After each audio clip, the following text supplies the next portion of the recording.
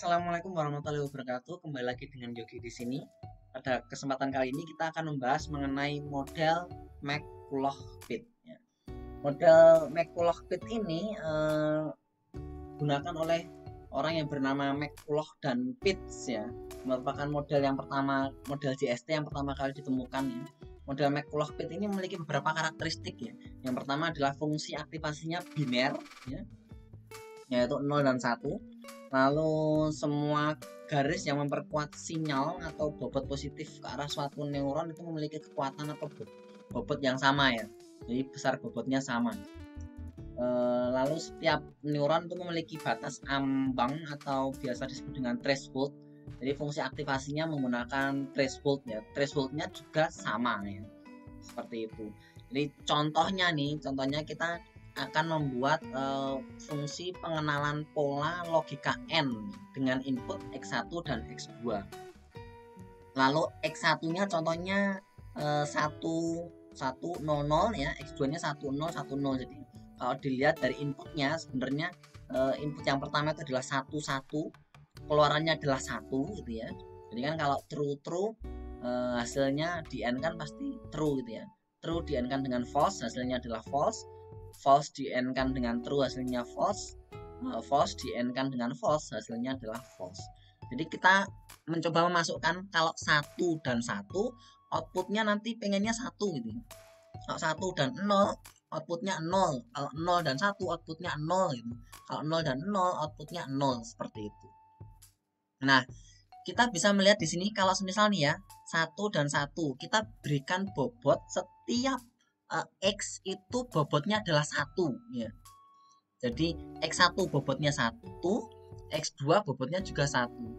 Jadi kalau kita bikin fungsi summation-nya atau fungsi fnet-nya ya, itu 1 ini dikalikan dengan bobotnya 1 ya. 1 dikalikan 1 ditambahkan dengan 1 dari X2 dikalikan dengan 1 bobotnya ya. Jadi ini sebenarnya X1 kali W1 dijumlahkan dengan X2 kali W2. Hasilnya adalah 2. Yang kedua, 1 dikalikan 1 plus 0 dikalikan 1. Nilainya 1 ya.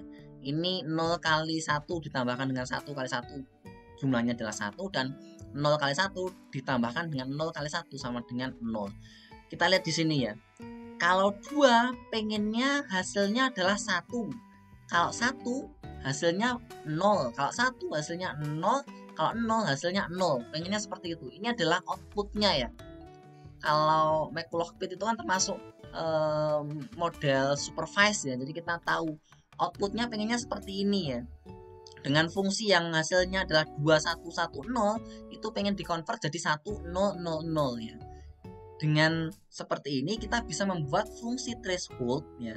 Jika nilainya itu lebih dari atau sama dengan 2, maka akan diubah menjadi 1. Jika kurang dari 2, hasilnya diubah menjadi 0, seperti itu. Makanya di sini fungsi thresholdnya itu 2 gitu ya. Fungsi thresholdnya 2. Jadi kalau lebih dari sama dengan 2, maka keluarannya adalah 1. Ternyata berhasil nih ya, ternyata berhasil mengenali pola. Itu untuk fungsi N di McCulloch-Pitt. Selanjutnya kalau kita pengen untuk problem OR gitu ya. Kalau OR contohnya kan 1 1 hasilnya kalau true pasti hasilnya kan true ya. Kalau OR ya. True or false hasilnya adalah true. False or true hasilnya adalah true. False or false hasilnya adalah false ya. Kita pengen seperti ini. Terus kita coba nih X1 kita berikan bobot semisal 1 ya.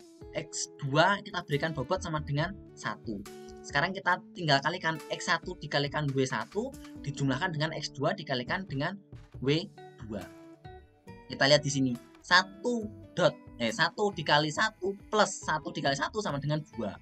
Terus 1 dikalikan 1 plus 0 dikalikan 1 hasilnya 1. 0 dikalikan 1 plus 1 dikalikan 1 hasilnya 1. Dan 0 dikalikan 1 plus 0 dikalikan 1 sama dengan 0. Nah, dari 2110 ini kita ingin convert menjadi 1110. Makanya fungsi aktivasinya atau thresholdnya itu kita bikin minimal 1 ya. Jika FY-nya itu lebih dari sama dengan 1 ya, maka akan diubah menjadi 1. Jika kurang dari 1, maka diubah menjadi 0 yang ada di sini. Makanya di sini fungsi thresholdnya adalah 1. Ternyata berhasil mengenali polanya ya, seperti itu. Terus yang ketiga, contoh yang ketiga yaitu X1 and not X2.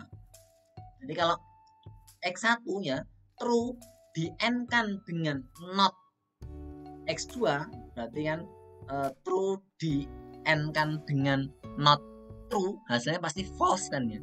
Terus ada true di N kan dengan not false, hasilnya adalah true, dan seterusnya. Nah, ini kita coba berikan bobot, semisal bobot untuk X1 itu adalah 2, bobot untuk X2 itu adalah min 1. Nah, kita tahu dari mana bobot ini ya, atau bagaimana kita menentukan bobot ini? Ya caranya dengan mencoba-coba ya. Kalau misalnya saya masukkan 1 dan 1, hasilnya bagaimana ya? Nanti pasti kan berbeda ya hasilnya ya. Nah, itu sebenarnya salah satu kelemahan dari McCulloch Pit ya. Jadi kita harus menentukan tuh bobotnya berapa gitu. Nah, ini kita ambil contoh bobotnya 2 dan min 1 ya. Jadi kalau semisal 1 dikalikan 2 dijumlahkan dengan 1 dikalikan min 1, hasilnya adalah 1. Lalu 1 dikalikan dengan 2 yang di sini ditambahkan dengan 0 dikalikan min 1, hasilnya adalah 2.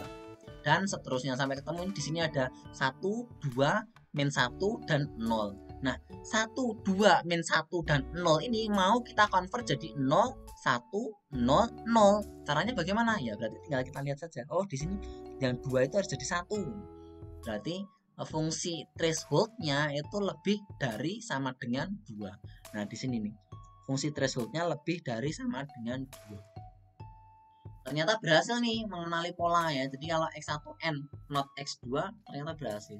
Begitu juga jika semisal not X1N X2 itu juga pasti bisa ya.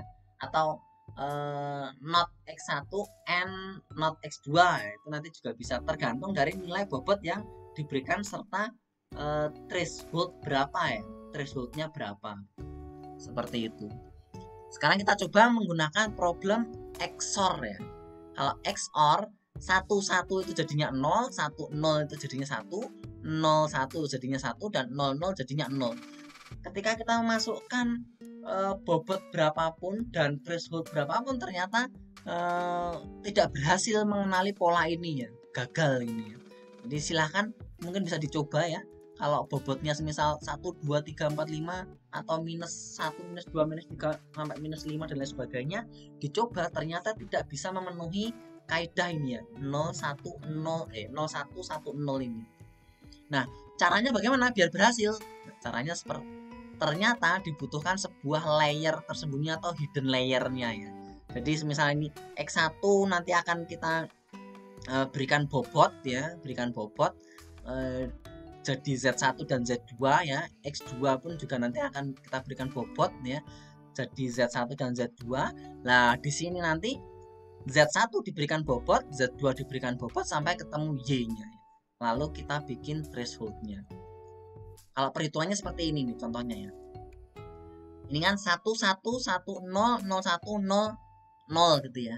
Nah, outputnya pengennya seperti ini ya, 0 1 1 0 gitu ya.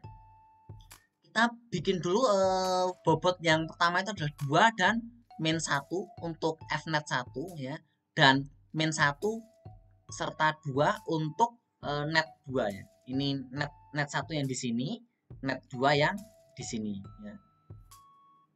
Iya. Nah, kita coba ya. 1 dikalikan 2 ditambah 1 dikalikan min 1 hasilnya 1 ini ya. 1 2 min 1 0 gitu ya. 1 2 min 1 0. Terus yang kedua di sini itu 1 dikalikan min 1 ditambah 1 dikalikan 2 sama dengan 1 ini ya. Hasilnya jadi 1 min 1 2 dan 0. Nah, dari 1 2 min 1 0 ini kita convert menjadi 0 1 0 0 ya. Kalau mau dikonvert jadi 0 1 0 0 berarti fungsi thresholdnya berapa? 2 ya. Harus lebih besar sama dengan 2. Jadi di hidden layernya itu fungsi threshold untuk fnet 1 itu adalah fungsi threshold dengan nilai minimal 2 ini. Nah, jika menggunakan fungsi threshold 2 tadi, maka akan jadi 0, 1, 0, 0. Nah, di fnet 2 yang awalnya 1, min 1, 2, dan 0, kita berikan fungsi threshold 2 juga ya. 2 juga sehingga menjadi, kalau 1 kan berarti lebih kecil dari 2, hasilnya jadi 0 ya. Min 1 lebih kecil dari 2, hasilnya 0. 2 itu lebih besar sama dengan 2 juga, maka nilainya jadi 1. Yang 0 jadi 0. Nah, lalu 0, 1, 0, 0 kita proseskan ya dengan 0, 0, 1, 0 ya. Ini akan menjadi input baru nih ya. Nah, input barunya di sini 0, 1, 0, 0 di hidden layernya atau di layer tambahannya itu kita berikan input baru ya. Inputnya barunya 0, 1, 0, 0 dan 0, 0, 1, 0 ini. Lalu tinggal kita berikan bobot, misal bobotnya adalah 1 ya. 1 dan 1 ya. Jadi 0 dikalikan 1 ditambahkan dengan 0 dikalikan 1 hasilnya 0 ya. Di sini 1, di sini 1, di sini 0. Nah, ini agar bisa menjadi sesuai dengan outputnya, maka kita bikin fungsi thresholdnya lebih besar sama dengan 1. Jadi kalau lebih besar sama dengan 1, maka keluarannya adalah seperti ini, 0, 1, 1, 0. Maka McCulloch-Pitt dengan tambahan hidden layer bisa mengenali pola XOR. Seperti itu untuk penjelasan neuron McCulloch-Pitt. Semoga bermanfaat dan semoga paham. Apabila ada yang butuh ditanyakan, silahkan tulis di kolom komentar. Sampai jumpa di video berikutnya.